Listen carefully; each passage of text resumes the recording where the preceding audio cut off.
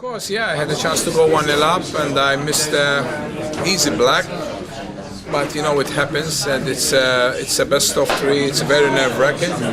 But I was feeling great before that. Second frame, Dave, he got lucky in the second. But when you don't pot the balls, they come back and haunt you, and that's what happened to me yesterday.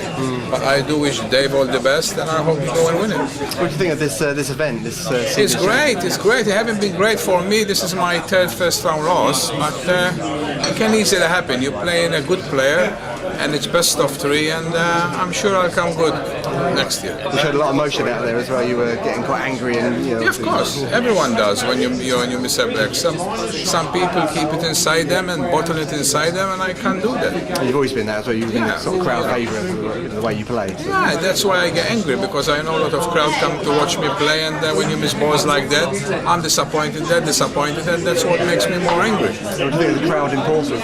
It's quite fun. Fantastic. I love coming to Portsmouth because Portsmouth is like, a lot of Maltese people from Malta. They've been here in the army, in the navy, and there's about 500-600 Maltese people here. I mean, I haven't seen any of them here, so maybe they're all retired in Malta now. But Southampton, Portsmouth, these kind of places, all like many country people.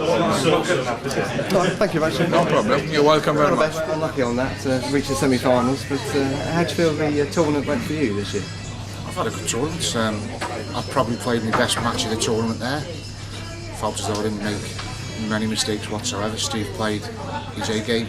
And when Steve Davis, 7 times world champions on his A game, he's very hard to beat. I was 1 ball off winning 2-0 and getting in the final. So, I've had a great tournament. So I've got to be happy, but a little bit disappointed. I've not made the final now. You haven't dropped a frame until you next No, week? no, I seem to be getting better with every match, and like I say, that's my best performance, and I've got beat, so that's the disappointing aspect of it, but I'll take away good memories from me and hopefully get back next year. Is this your first year here as well? Yeah, first year. I didn't qualify last year and obviously won 4 matches to get here this year, so yeah, it was good to be here, and hopefully I can come back and have another crack next season. And you're a stalwart of the snooker tour, isn't it, for many years? Yeah, I've been playing. Yeah, I'm going to China on Thursday for the next tournament there. I qualified for that. So I've been playing 21, 22 years and still enjoying it. And love playing out there in front of the cameras and on, a decent, real good table and against a legend like Steve. It's an honour. And what about the venue, Portsmouth? And the venue's great. We've had a couple of great nights down Portsmouth. We had a great curry last night, and crowds come out, and it's sponsors look after us, and it's a really good tournament. Excellent. Okay. Well, good luck. Cheers. Thanks, mate. So Steve played very well, didn't he? He did. He made, the last 2 frames he made two good breaks. I had a chance in the last there, but like I said, I missed the blue off the spot, playing it with a little bit of run inside to try and split the reds, and unfortunately missed the blue, split the reds, and obviously that opened the game up for Steve, and he made a great break, and he made a great break in the second frame as well. So he thoroughly deserved the win. Yeah. What about the atmosphere backstage and also in the the arena? Like I say, it's the crowds here in Portsmouth have been fantastic the last 2 years. So hopefully I'm sure we'll be back again next year. Backstage, it's been a good laugh.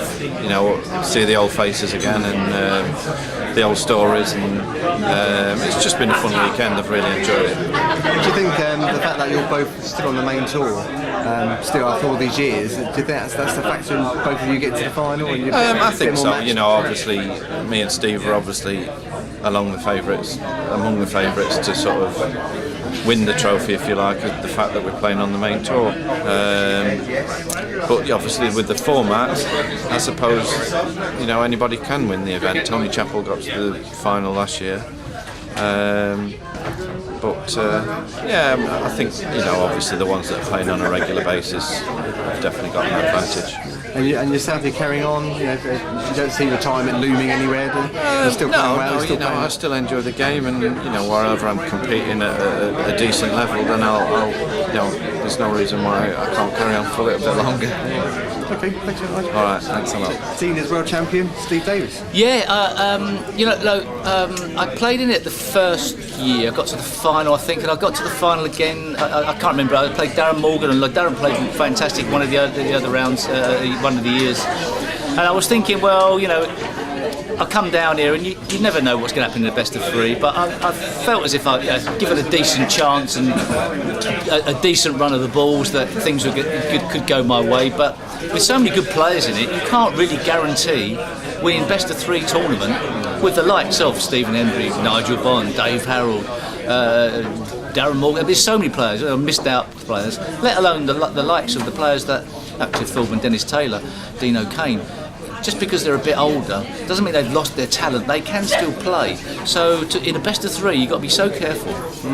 And you seem to be loving it out there. You in the last couple of frames, 2 great breaks. You could have made a century at the end. You're gutted. I was enjoying the game, and I think that the difference is in a game like snooker, if you're not enjoying it, it's such a hard game.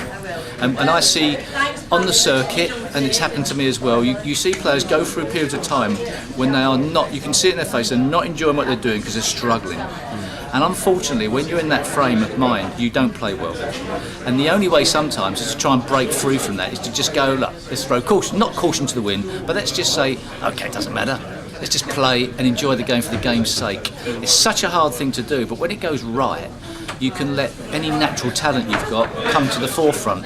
When you're trying too hard, you suppress all that natural talent. So, yeah, the likes of Stephen Hendry or a Ronnie O'Sullivan, John Higgins can do that even if they're trying.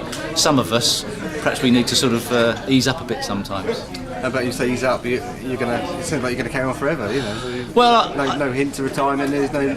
I don't see the point or the need to retire at the moment, because I still like to have my finger on the pulse of the game. Because I do stuff, we're working with BBC.